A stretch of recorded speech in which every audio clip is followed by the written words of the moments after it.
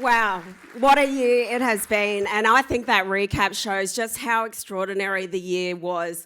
I hope it really makes you as proud as I am and as proud as our team to be a part of this industry and, importantly, this great state of Queensland. And it has been really good through this to take a step back and reflect on the fact that no matter what has been thrown at us, we've certainly as an industry kept trying to find a way through. But as we didn't just try to find a way through, we importantly tried to be even better. And today's update, which was a promise that I made to you last year when we released the blueprint, is a report card against the strategy that we launched together, but I think also an opportunity for us to celebrate, stop and reflect on what we have been able to achieve amongst a lot of adversity. And I think the theme that we have is big and bold, and I think we're certainly living and breathing that. And I've got to give a shout out to the destination that we're in Brisbane at the moment. There's certainly a lot of momentum here, and it is the place to be. So today we are going to give you a bit of an update, and the Premier, the Chair and the Minister have taken us on a little bit of that journey. But I think you can see from that video, when we were here literally 12 months ago and we launched that strategy, we walked out of the room and we had optimism, we had energy and we had a fire in our bellies because we really wanted to conquer what was all the opportunities in front of us. And we know our Queensland summers always throw a few wild cards at us, but at the time, we were planning for a lot of wet. So we were planning for, we were planning for heat and a hot summer, and we got a lot of wet. So we got superstorms, we got cyclones, and we got floods back to back. And I certainly won't forget the week of that TEQ board meeting. We had our final meeting of the year in December, and we were to Townsville, and Cyclone Jasper was certainly forming at the time. And as someone who is born and bred in North Queensland, I definitely took a she'll be right attitude. We can get the team up and we'll be in and out before we know the cyclone's there. And the board was a little bit more considered than that, but after talking to local leaders, we went up there, and Jasper certainly passed above us at the time, but I think what happened from there, we held our board meeting, but the rain continued to pour, and it poured, and even for the north, for the first time ever, and I know the team are in here, we saw the Cairns airport close. And Richard, you and your team worked exceptionally hard to get that airport open, but I think as we talked to you and we talked to the industry up there, what we knew was there was absolutely no time to waste. And as the rain continued to fall, and the storms then lashed the south of our state, all the intel coming back to us was our industry was hurting already. And we paused all of our Christmas holiday plans, our summer fun campaigns, and went into recovery mode. And I remember it was the week of Christmas, and it was just after Boxing Day, and the minister rang me, and it was early in the morning, and I was out running, and he said, how is the industry going down there, Trish? I was still living on the Gold Coast, and I said, they're certainly starting to hurt. And within hours, he was on a plane and down there, and with EGC, we were out talking to the industry, and before we knew it, we then headed up north. We were in Cairns, we were in Port Douglas, and then we headed up to Cape Trib. And that whole period was all about listening to you and understanding we had to evolve our plans, and we had to be guided by you as to what you needed. And it was from there we were able to design campaigns that were able to deliver meaningful return to you. And as a result, and we worked closely with Hops and the department was able to put forward to the federal government a proposition where $5.8 million was committed to these regions to ensure that we were able to act, and we were able to act quickly. So we delivered the It's Tropical Holiday Season campaign with TEQ and our commercial partners. We had to stimulate visitors up to the north and give them a reason to go. So discounted flights, accommodation, tourism experience vouchers, they absolutely dominated. And with that, we also knew we had to use the levers that we had, and events were certainly a lever to get people's attention. And to design and be a part of the Savannah Sounds on the Reef, a first ever concert on the Great Barrier Reef, literally on the Great Barrier Reef, to not just bring some positive PR to the region, but to also then put a spotlight on potential sales for that event. That event is coming up, and it's seen a 40% increase in ticket sales. So certainly, again, a package making a difference where it counts.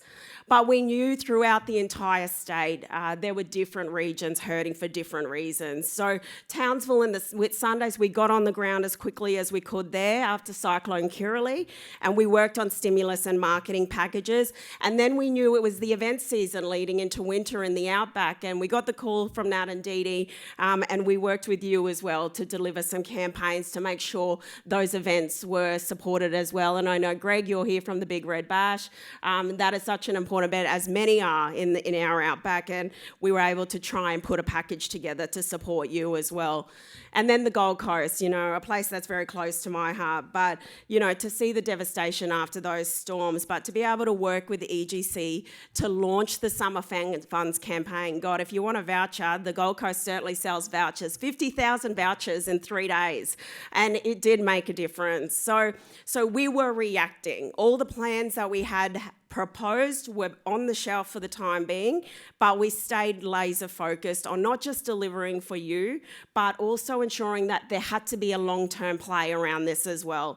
And that's why continuing to go back to the 5-point plan in August last year that we developed remained key. So bigger, better, bolder, an important strategy in the blueprint, and putting the focus in the right places and in the places that count. And now, can I say, we all said we wanted to go out big. We wanted a really cool campaign. We just launched a heap of recovery stuff, and now it's time to get back to strategy. And if you'd said to me that our biggest campaign would have been with a family of dogs, I'm not sure I would have believed you 12 months ago. But Queenslanders Bluey's World for Real Life was born, and Bluey is a global superstar. And to partner her with the Irwin brand, the Robert Irwin brand, to promote our state was such a good opportunity. It was too good to pass up. And I think, what we loved is all 13 regions in the state simultaneously got behind this campaign. And we went out in a big way with the PR launch. We wanted to play keepy uppy to get a bit of PR cut through, and we certainly did that, and the PR worked. We backed it with a high impact media buy, and it's continuing on throughout the later of this month. But again, when we go back to the strategy, you said it's not always about brand, and that's where conversion and putting real business into your businesses was key to our campaign. So to bring on some of the biggest brands in the travel industry, Qantas Group, Expedia, Flight Centre, Accor, all jumped onto this campaign and booked real business. And that is what we are really proud of. And we are really proud of because at the end of the day, we're also sitting in the world record history books. So I think that's something pretty cool to be proud of. I will say, keep your eyes posted. In the next few weeks, there will be a huge publicity play around this campaign in the US.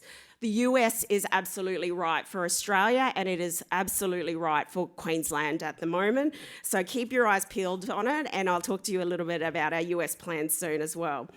So we're doubling down in October and November on families, and I think the opening of Bluey's World later on in Brisbane, which I know Beta in the room, Paul and Anthony in your teams, it's so great to be able to have that right here in Brisbane, but we are certainly going to use the success of Bluey to put a spotlight on the state. So we're looking at the high impact from a campaign point of view, but also from a technology point of view. Queensland.com is the #1 STO site, so state tourism site in the country by visited traffic.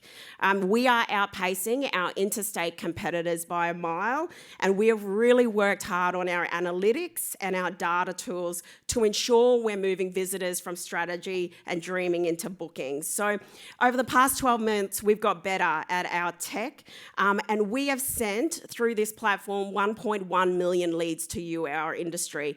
And more than 3,000 opportunities a day are being given to you from real people looking for real holidays.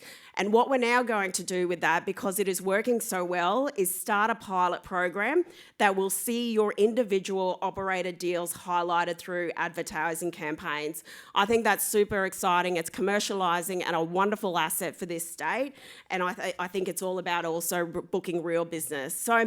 So we're certainly looking at ways to drive more business, but also as part of the blueprint, we don't want to take our eyes off the domestic market. And I know the Chair and the Minister mentioned that we have for a temporary moment, dropped back to number 2 in terms of holiday spend. It's been a bit rough with the weather and the cost of living, but we're certainly resting on our laurels, and I think we've identified 3 ways you can get involved in how we can gain that back. And with cost of living, what we're seeing a real appetite for again, and I know we've all been and done it, is that traditional old drive holiday. And, you know, we're fueling up the tank, we're certainly getting out, and we're marketing drive holidays. Indeed, it took us a bit, but we got there. And I think 8 million people went on a Queensland drive trip last year, and we want to nearly double that by 2032 to over 12 million. So we went out to Mount Isa, we thought, you know what, let's go to the heart of drive, we'll get out to Isa, be there for the Isa Rodeo, and we'll get JT on board, and we'll launch the first part of this campaign, Too Great to Wait. It's had a great success, it leads beautifully into the 2025 Outback Queensland Drive holiday season, and the Department of Energy helped fund that, so it was such a great win for all of us. And it's had some cut through, which we're really excited about, and it's had so much cut through that we're going to roll this out across the entire state. And the next drive we're elevating is the Pacific Coast Way. So 10 of our 13 tourism regions will be a part of this, and we're going to be showcasing our beaches, our nature events, and many culinary delights. So stay tuned. Drive is back, and it's back in a big way. And with that, we've also got I think in terms of our campaigns, we've got our Bluey, we've got our Drive, and we're also going to continue with the Great Barrier Reef. It's a magical asset that we have. Our Great Things Are Happening Out There campaign, which puts a focus on master reef guides, our sustainable fishing, our food will certainly be a key. And it's also, you know, it is going global. And you'd notice that we have an RTO CEO and Mark Olsen missing today. He is somewhere in the world about to do something very special. So certainly more happening on the global stage when it comes to our Great Barrier Reef. So we are then now going to take a closer look offshore, and we've got that big ambitious goal of growing to nearly doubling our overnight visitor expenditure to $11 billion by 2032. And we have gone out in a big way. We, at the moment, last financial year, delivered 190 international campaigns, trade, aviation, and media, with a lot of different partners. That's about 3 campaigns a week. And we're also travelling. At this event last year, we asked you to start travelling with us again, because when Queensland wins, it is when we are together and we come into regions across the world and we make a big impact. And we do that when we're together, and our missions are oversubscribed. You are out with us. We had over 150 tourism operators travel, and I was so pleased and proud to be with you in India, China, New Zealand, and the USA, and we've certainly got more missions planned. And ATE, what an amazing opportunity. We always have the largest delegation at ATE, and how awesome is that it is that ATE is back in Queensland next year.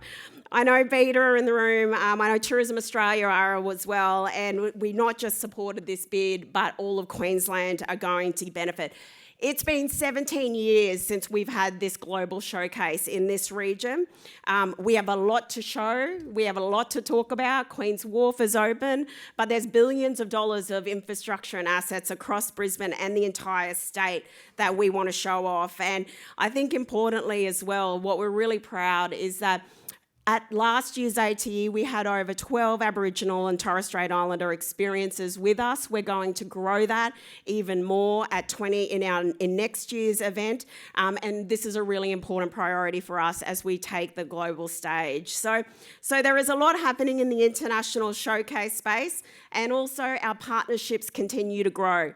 Expedia and Trip.com will be amplifying their partnerships with us, and certainly Expedia in particular will have a big focus on Australia, New Zealand, US, Japan, and the UK. And with Trip.com, we were their first global partner among all the Australian tourism destinations. We're going out into the UK with them, but they have a massive globalisation strategy that we're jumping on board. And destinations like Malaysia, Thailand, Indonesia, Vietnam, we're certainly going to be there with them as well. And our international results are improving as a result. We've surpassed the 2019 levels in terms of spend, but we certainly need to work on our numbers, and that's where AIF comes in. The Minister talked about the $200 million war chest. This was a war chest that was designed by the industry, and it is delivering. We spoke about over 29 services and $2 billion worth of expenditure, but we've had some game changers as a result. Jetstar's first year round from Auckland into the sunny coast, and Matt, I know you're in here, but that was a big one, a long time in the making. The trifecta of the US carriers, Delta, United, and American, all flying now into Brisbane with the existing services, meaning that we will have more capacity into the US than in our entire history. This is a huge opportunity for us in Queensland, and we will certainly be working hard on this market as we move into next year. Cairns is now into Dempensar. Qantas will soon operate Manila into Brisbane. Singapore Airlines is adding more capacity into Brisbane and Cairns. And we have more announcements to come. So the aviation sector and interest into Queensland right now is ripe, but the AIF is helping us realise this a lot sooner, and I know Hops will be on a panel soon to talk a little bit further. So there's certainly a lot happening in those support services, but we are marketing and lead up to those as well. And it was so great to be able to support the China Southern and China Eastern markets. We know China is very important, as well as Tokyo and Osaka into Cairns and Air New Zealand into the Gold Coast.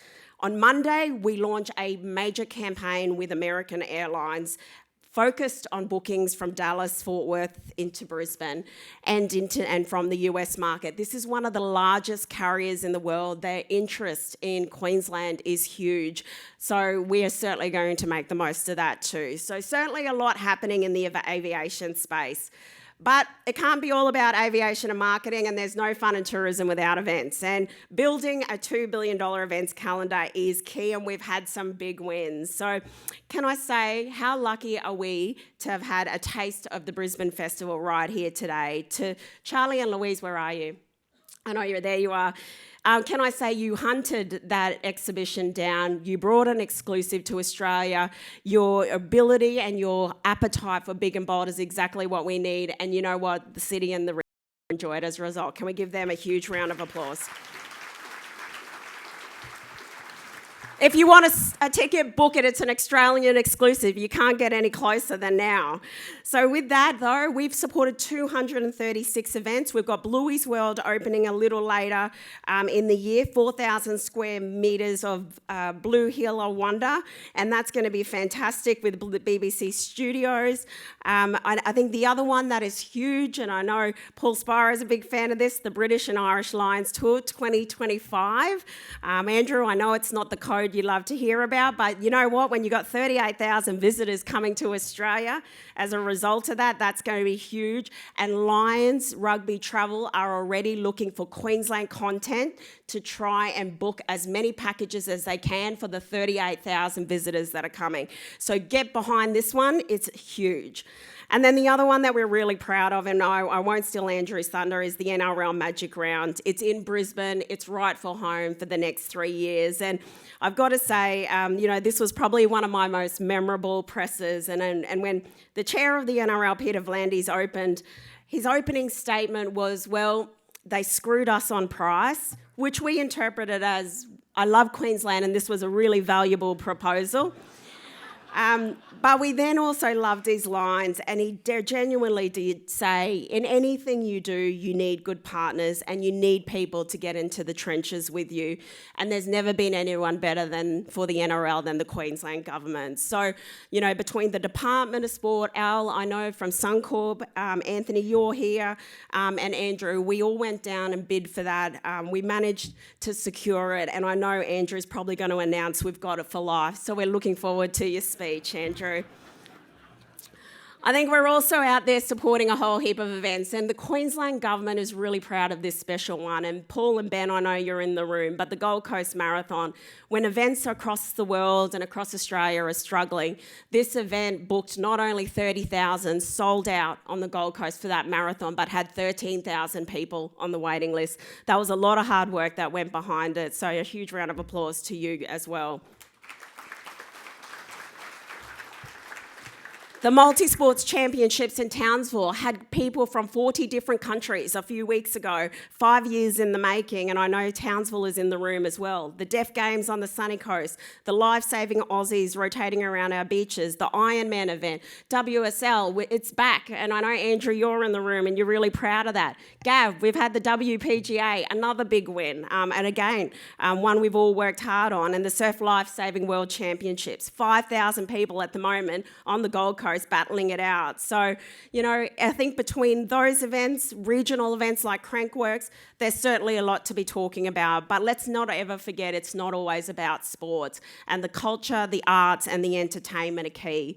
The actors on the Gold Coast, where Margot Robbie spent her runway talking about how amazing the GC and Queensland was, that is with a special opportunity that Events provides us. We know Pink delivered for Townsville up north a first 2 sold-out stadiums.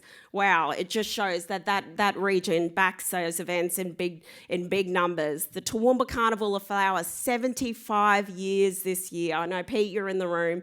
That is a really special event. They're taking it to Singapore this year. Again, we're super proud to be a part of it. And then this last one, I want to say, a new event. It takes a lot of risk to run a new event. Kate Gould, where are you? You're in here somewhere, but I can't, so there you are. Melt Festival of Queer Arts and Culture. This is going to take over Brisbane, over 70 venues in the next couple of months. And it's open to all, not just the LGBTQIA plus community, but everyone. They want all the businesses to get behind the Queer the Town campaign, dress up in pride flag colours. And how cool is this? On the 26th of October, 10,000 naked bodies will gather on the Story Bridge for a photo by New York artist Spencer Tunick to officially open this event.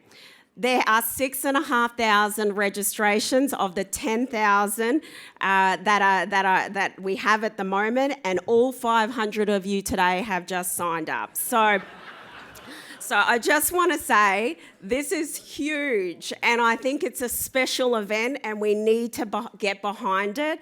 And on top of that, the closing weekend, Sydney might think they have a Mardi Gras, but when we are going to turn our Brisbane River into the River Pride Parade of boats, led by Queenslander Courtney Ack, let me tell you, this is going to be an event to talk about. So, Kate, we are backing you. You've got 500 of us. Let's go.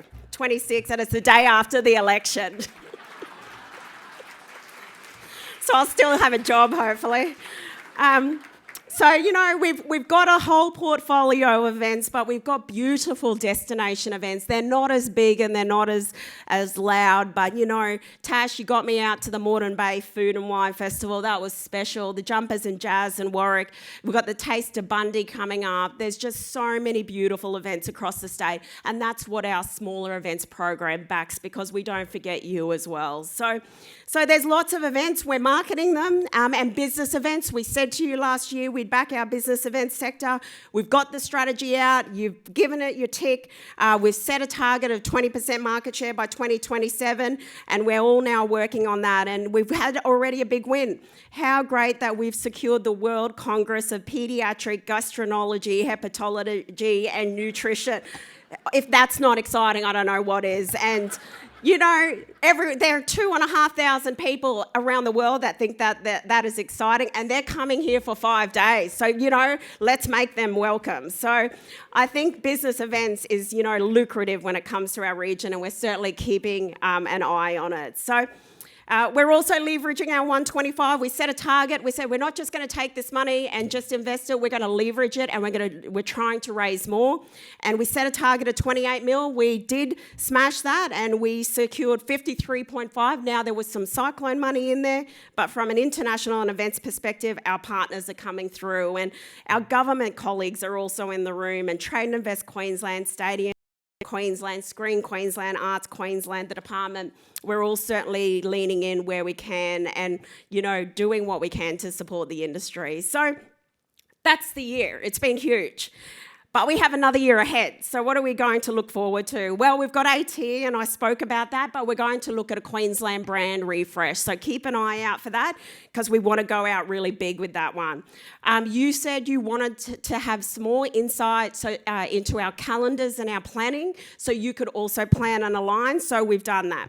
We have released our TEQ trade partnership activity, we've released our events calendar, and we've released our marketing calendar. So you can see where you can all be a part of it and join the fun.